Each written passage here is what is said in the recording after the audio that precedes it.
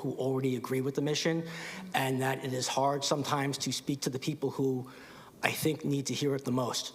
I'm also proud of some of the friendships I've made over the years with people who served on the Dr. King Committee. And I want to talk about one person very briefly who I met over the years on the Dr. King Committee.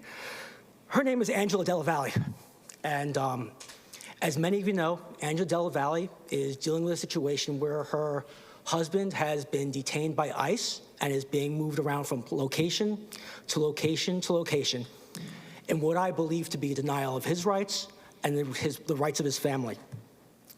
Now, for many, many years, Upper Merion Township has verbally, so to speak, not discriminated against people based on immigration status. As some of you may know, that has been added orally or verbally to our swearing in tonight for Chair Garzillo, and hopefully in the future for other people as well.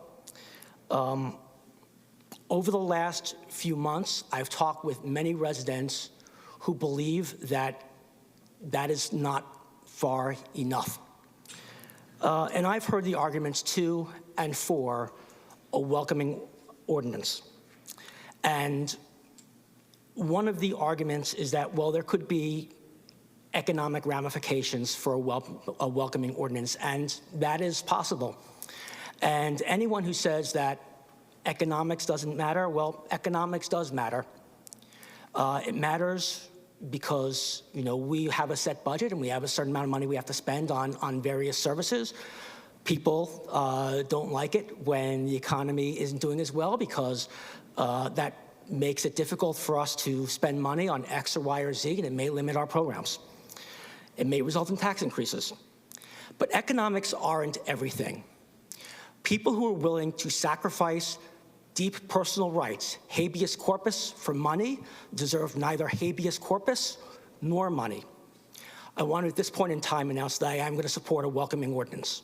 It is my hope that in the coming months, other supervisors will join me in supporting a welcoming ordinance that will protect all residents in Upper Merion Township regardless of their immigration status. I know that not every member of the Board of Supervisors feels that way right now, and that is fine. But it's my hope that that will change, and I certainly continue to encourage any resident who supports a welcoming ordinance in Upper Merion Township to lobby their Board of Supervisors, to lobby their elected officials, just like any other resident has the right to do so on any other issue. Thank you, Madam Chair. Okay, could I also speak to that? Okay. I would just add my agreement with Supervisor Wax, and I would actually argue that there is an economic aspect to immigrants because the immigrants that I have come in contact with, not just as a supervisor, but just as a resident, they are very hardworking people and they pay taxes. So there is an economic issue there as well, and that's a positive. I would definitely support a welcoming ordinance for Upper Merion Township. When we spoke, both Supervisor Wax and I spoke with our chief of police several months ago about this issue, and we were assured that when the police deal with any people who they have police actions with, they never consider someone's immigration status, their gender, their race, or anything else. They just look at the purported issue or crime. It is only when someone has been arrested that they will ask for specific information from the people who have been arrested. And at that point, they will take whatever steps are appropriate. So I think